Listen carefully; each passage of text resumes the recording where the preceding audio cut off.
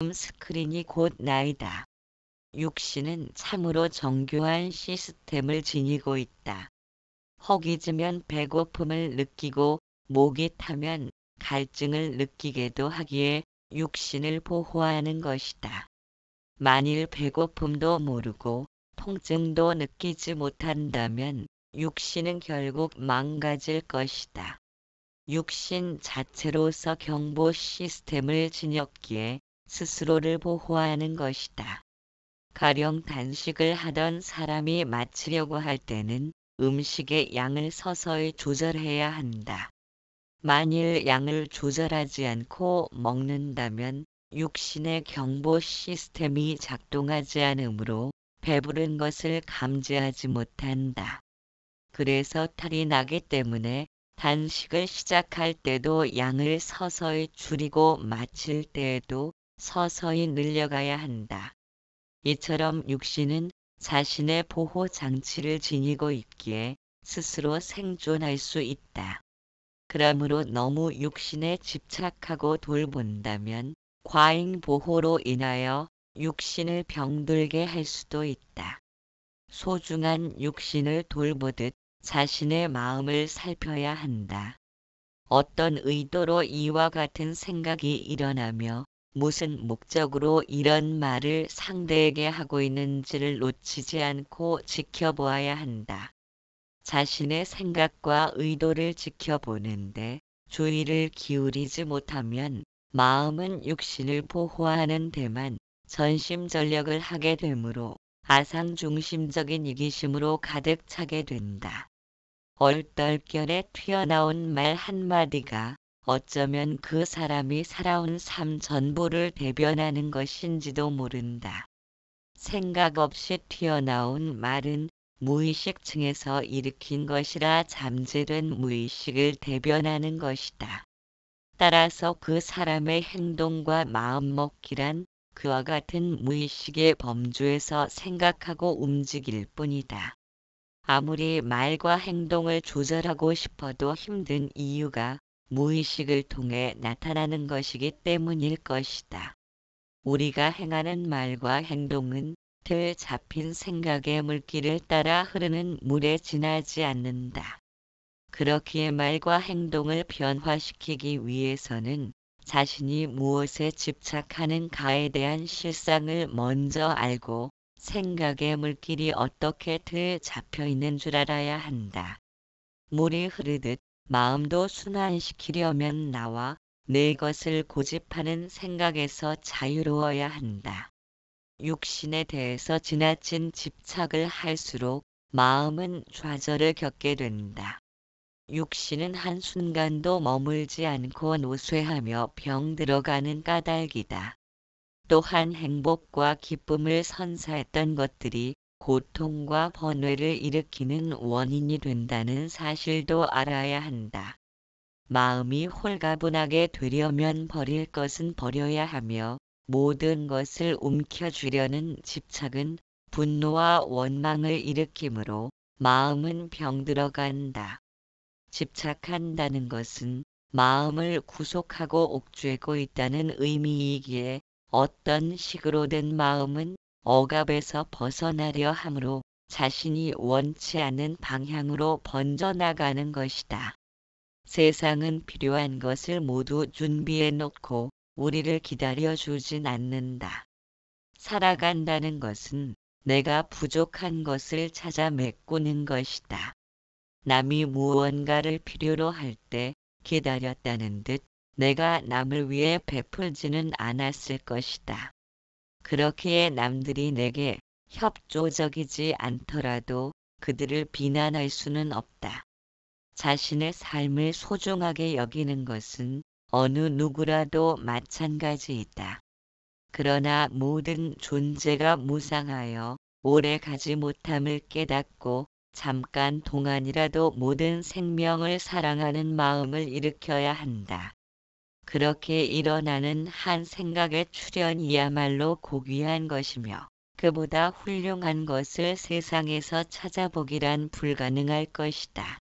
왜냐하면 그와 같은 한 생각의 출현은 존재의 본질을 꿰뚫고 바라보는 근본적인 안목을 열게 하는 까닭이다. 근본을 보는 안목이란 구름을 보는 것이 아니라 허공을 바라보는 눈을 의미한다. 허공이 있으므로 구름도 존재할 수 있다. 사람들이 걷고 있는 것은 발을 움직여 걷는 것이 아니다. 허공의 품에 안겨 뒤에 허공이 밀고 앞에 허공이 당기기 때문에 걷는 것이다. 만일 허공이 없다면 사방에 가로막혀 꼼짝달싹 못할 것이다. 이처럼 허공과 배경을 바라보는 객관적인 안목은 측은하고 안타깝다거나 하는 자신의 입장과 동일화시키려는 현상이 없기 때문에 있는 그대로를 냉정하게 판단할 수 있다.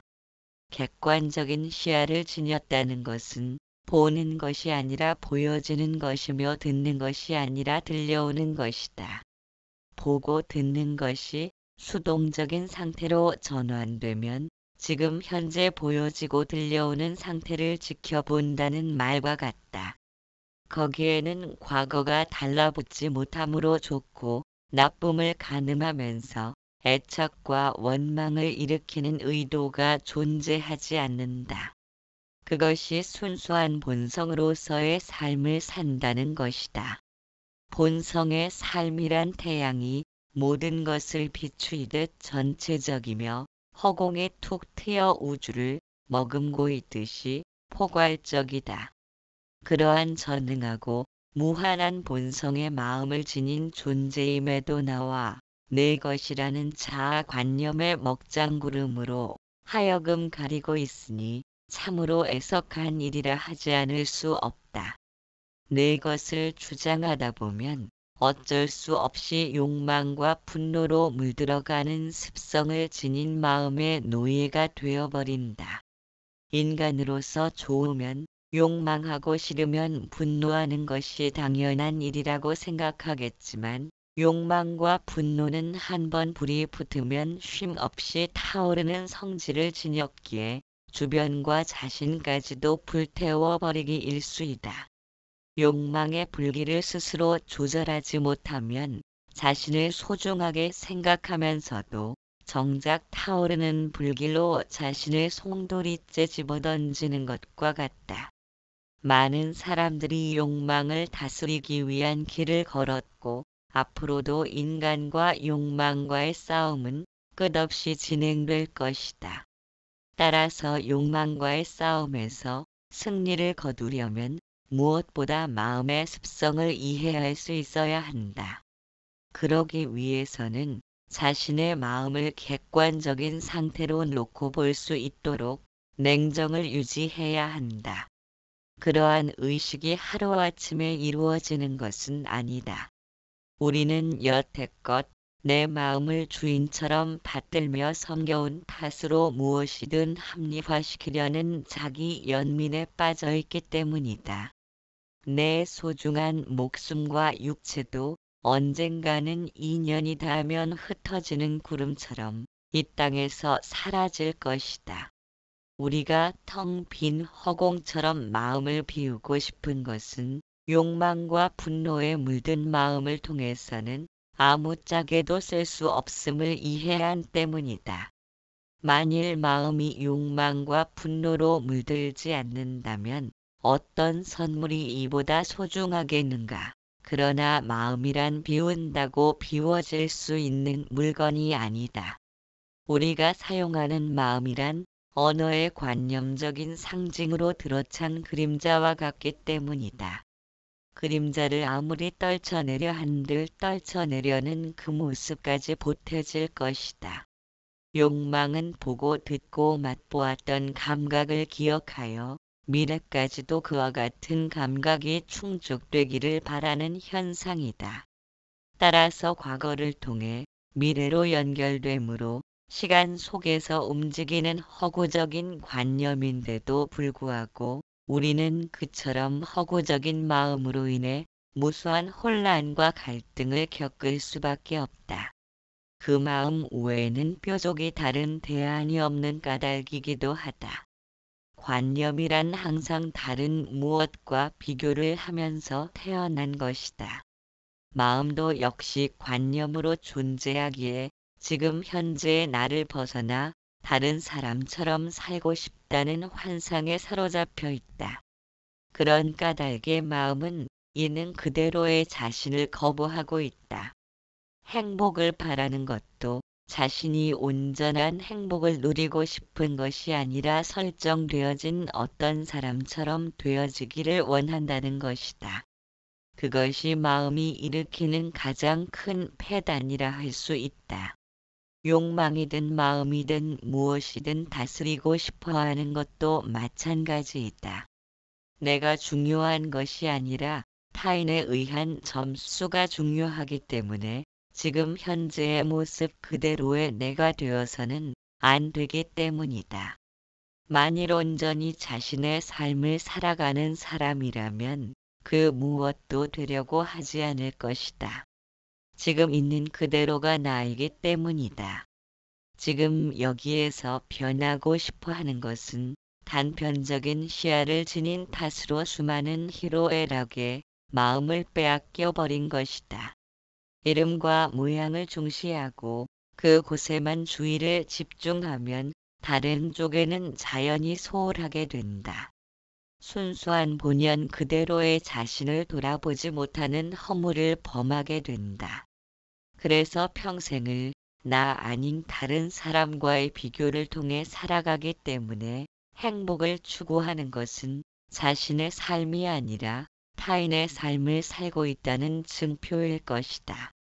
형상에만 집착한다면 배경은 중요하지 않다거나 하늘에는 구름이 중요할 뿐 허공은 필요치 않다거나 나무는 열매가 소중할 뿐 뿌리는 필요치 않다는 등등의 단편적인 시야를 지녔다면 그것은 곧 본질을 보는 근본 안목이 부족한 것이다. 혼란과 갈등에서 벗어나 자유롭기를 바란다면 근본 안목을 지녀야 가능한 일이다. 근본 안목에는 과거의 결론 내려진 잣대는 필요치 않다. 오직 순간순간이 목표가 되어야 하기 때문이다. 우리의 모든 의지적인 행위도 결국 잠재의식이 일으킨 그림자일 뿐이다. 그런 이유로 해서 다른 사람의 잘함과 잘못함에 대하여 크게 마음 쓰지 말아야 한다. 왜냐하면 주시자를 통과하지 않고 나온 말과 행동은 단지 과거에 틀 잡힌 습관을 통해 튀어나오는 것이다. 따라서 자신이 무슨 말을 하고 있는지 알 길이 없다. 그러나 주시자를 통과한 언어는 말을 하는 것이 아니라 우리의 잠재된 무의식을 향해서 말을 던지고 있는 것이다. 그것은 관역을 바로 적중시킨다. 부모를 선택할 수 없음과 같이 우리는 자신의 삶도 선택할 수 없다. 무의식의 지도가 우리를 인도하기 때문이다. 그렇기 때문에 우리의 삶은 무의식이 이끄는 그대로를 따라가고 있다. 우리를 이끄는 무의식은 조각가처럼 날카로운 망치와 끈을 쥐고 조각하고 있다. 그로 인해 우리는 단지 멈추어 있을 뿐이지만 과거의 업으로 인해 주변 환경과 여건이 주마등처럼 우리 앞을 스쳐가고 있다. 그런데도 그것을 알지 못하기에 보고 들음을 통해 마음이 밖으로 흘러가는 것이다. 그렇기 때문에 좋은 것을 보면 욕망하고 듣기 싫은 소리를 들으면 분노하는 등의 소란한 내면으로 들끓는 까닭에 지금 이 순간을 놓쳐버린 것이다. 그래서 우리가 바로 잡아야 하는 것은 욕망과 분노의 마음이 아니라 잘못된 보고 들음부터 바로 잡아야 하는 것이다. 마음을 다스린다는 의미란 다스릴 마음이 있는 것이 아니라 마음을 만드는 눈과 귀를 다스린다는 뜻으로 이해되어야 한다. 욕망과 분노가 생겨나는 것은 과거의 경험을 끌어들여 비교함으로써 나타나는 것이다. 따라서 과거의 경험을 차단한다면 마음의 굴곡은 훨씬 가라앉게 된다. 보고 들음에 있어서 내가 보고 내가 듣는 줄 알기에 마음이 바깥 대상을 따라 흘러나가면 그것이 잘못된 보고 들음이다. 우리가 눈을 감고 아는 사람의 얼굴을 떠올리면 어렴풋이 기억해낼 수 있다. 그래서 다른 사람의 사진을 보여주면 이 사람이 아니라고 말하는 것이다. 노래도 역시 음정과 박자를 기억하므로 혼자서 부를 수 있다. 그것은 우리들 내면에는 마음 스크린이 존재하기 때문이다.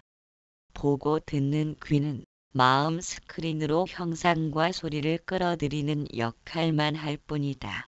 이와 같은 마음 스크린이 항상 켜진 채로 존재하므로 본인이 어떤 의도로 말과 행동을 하는지도 낱낱이 감 잡을 수 있는 것이다. 마음 스크린이 곧 지켜봄이며 마음 스크린이 존재하기에 무의식도 자리 잡을 수 있고 반무의식이나 표면의식도 나타날 수 있다. 우리의 육신도 무의식을 통해 생겨남으로 따지고 보면 마음 스크린이 우리의 몸과 마음의 주인공인 셈이다. 우리가 갈등과 혼란으로 고통받는 것은 마음 스크린을 잃어버린 채 보고 듣기 때문이다. 보고 듣는 즉시 과거를 끌어들여 욕망과 분노의 불길은 애착과 원망이라는 거품을 일으키는 탓에 고통의 늪으로 빠진 것이다. 만일 눈이 사물을 본다면 마음 스크린은 필요치 않을 것이다. 마음 스크린이 없다면 눈과 귀가 사물도 보고 들으면서 사물을 기억하는 역할도 해야 한다. 그렇다면 육신이 소멸되면 당연히 눈과 귀도 소멸되므로 기억으로 이루어진 무의식도 눈과 귀를 따라 없어져야 한다. 육신이 생겨나면서 눈과 귀도 새롭게 생기므로 인간에게는 업의 길이 존재하지 말아야 한다. 그런데 그렇지 않기 때문에 눈과 귀에는 보고 들은 기억을 저장할 수 있는 작용이 없다. 그러나 우리는 눈과 귀가 보고 듣는다고 생각하기 때문에 마음 스크린의 존재를 잃어버린 것이다. 잃어버렸다고 해서 마음 스크린이 사라지거나 어디로 가버린 것은 아니다. 언제나 그대로이기 때문에 변함없이 우리와 함께 하고 있다. 그렇기에 잘못된 보고 들음을 바로 잡으려면 마음 스크린을 통해 보고 들어야 한다. 눈이 사물을 본다면 눈이 주체가 되고 사물은 객체가 될 것이다. 거기에는 마음 스크린이 들어설 자리가 없다. 우리는 여태껏 이처럼 보고 들었기 때문에 좋고 나쁨을 따라 욕망과 분노를 일으켜야 하는 무명의 존재로 전락한 것이다. 카메라로 사진을 찍을 때 렌즈가 대상을 찍는 것은 아니다. 렌즈는 대상을 필름으로 끌어당기는 역할을 하는 것이다.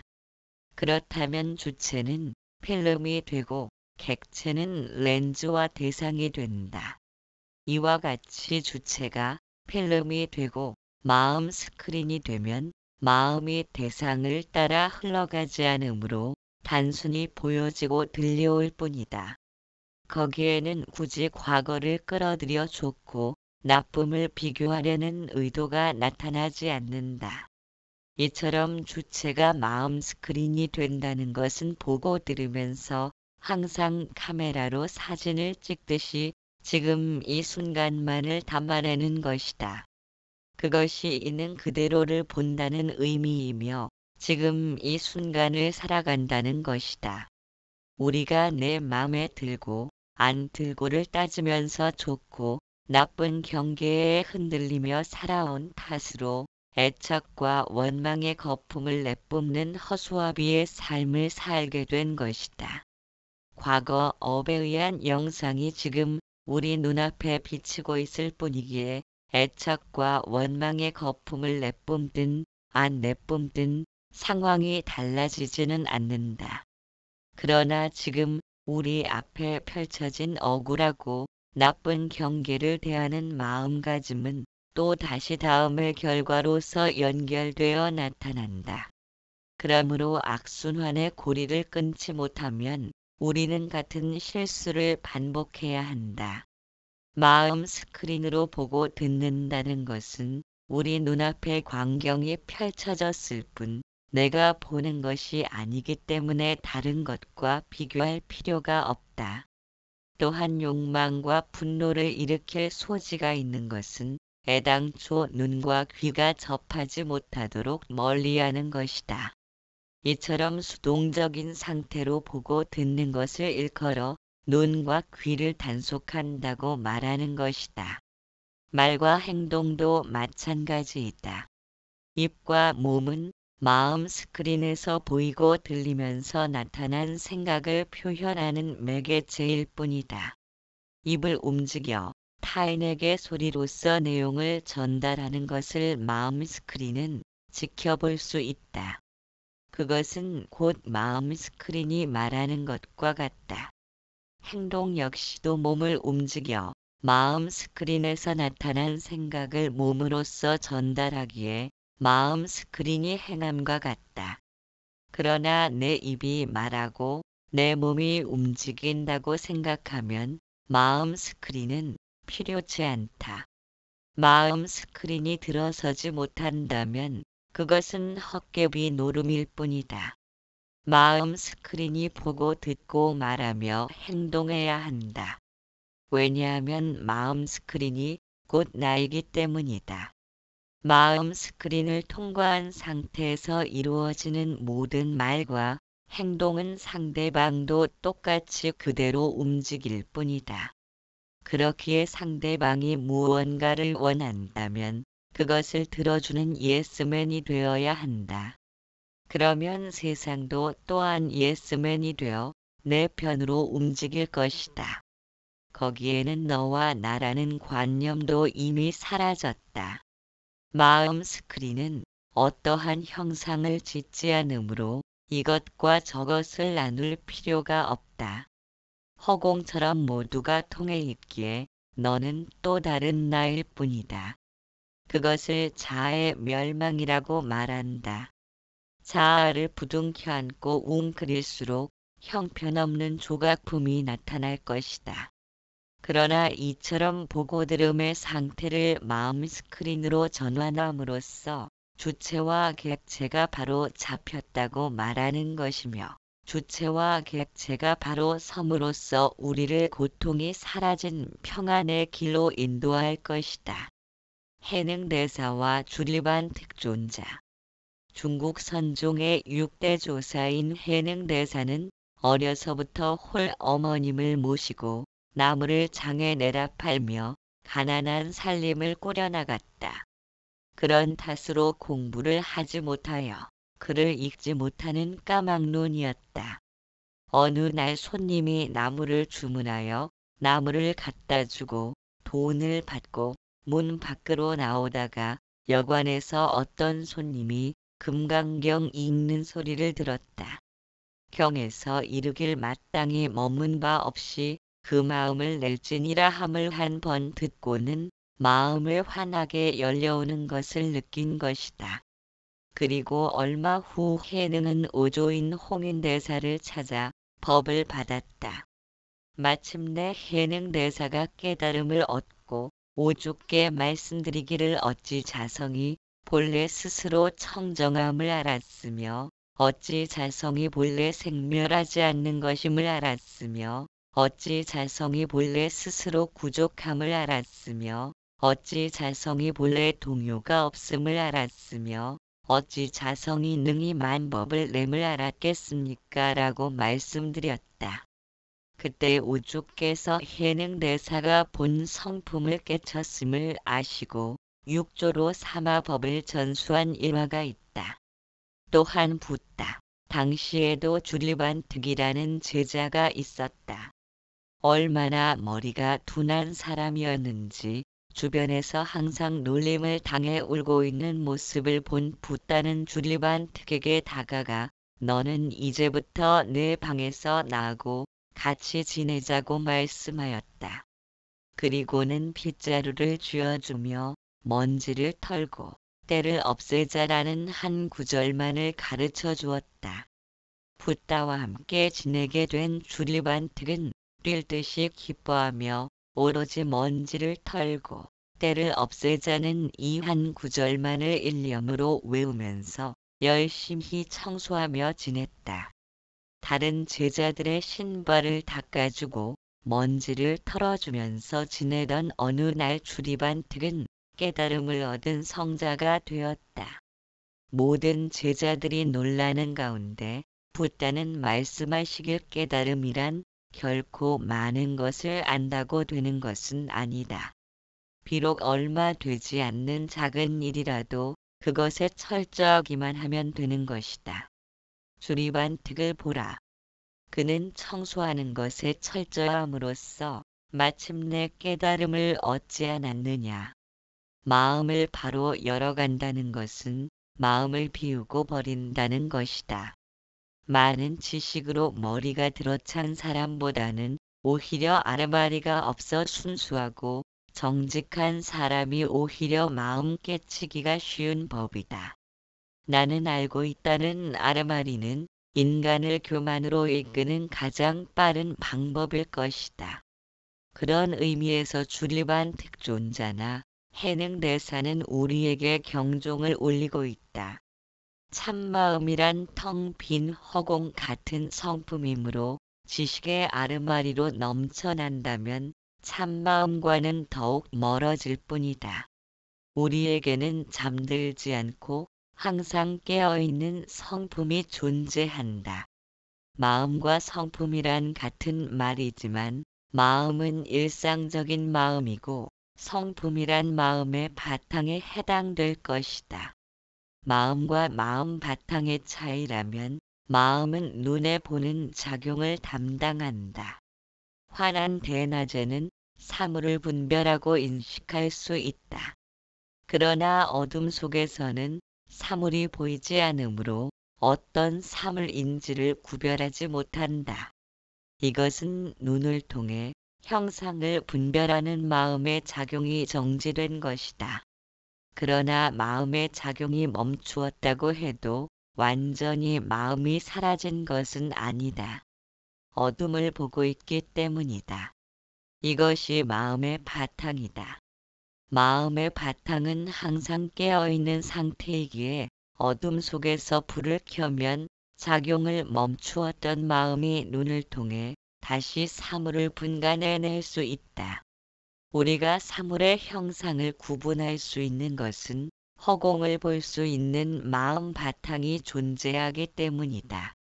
눈의 작용이 형상만을 구분한다면 허공뿐인 하늘을 올려다보면 아무것도 분간할 수 없어야 한다. 허공을 볼 수 없다면 사물과 사물 간의 거리도 판단할 수 없고 마치 도화지에 나타난 사물처럼 1차원으로만 구분될 것이다. 그러나 그렇지 않은 것은 허공을 볼 수 있는 마음 바탕이 존재하기 때문이다. 우리가 보고 듣고 말하며 움직일 수 있는 것은 마음 바탕이 있기에 가능한 것이며 마음 바탕은 곧 생명이다. 생명이 떠난다면 눈이 있어도 보지 못하고 귀가 있어도 듣지 못하며 몸이 있어도 움직이질 못한다. 육신은 아무짝에도 쓸모없는 물건이 되어버린다. 이처럼 귀중한 무언가를 잃어버리고 육신을 소중하게 생각하여 만들어진 거짓된 관념을 내 마음으로 여기고 있다. 그렇기에 허망한 분별로 생겨난 마음을 따라 내 맘에 들고 안 들고의 양변을 통해 세상을 바라본다면 갈등과 혼란은 세상 끝까지 멈춤 없이 이어질 것이다. 날아오는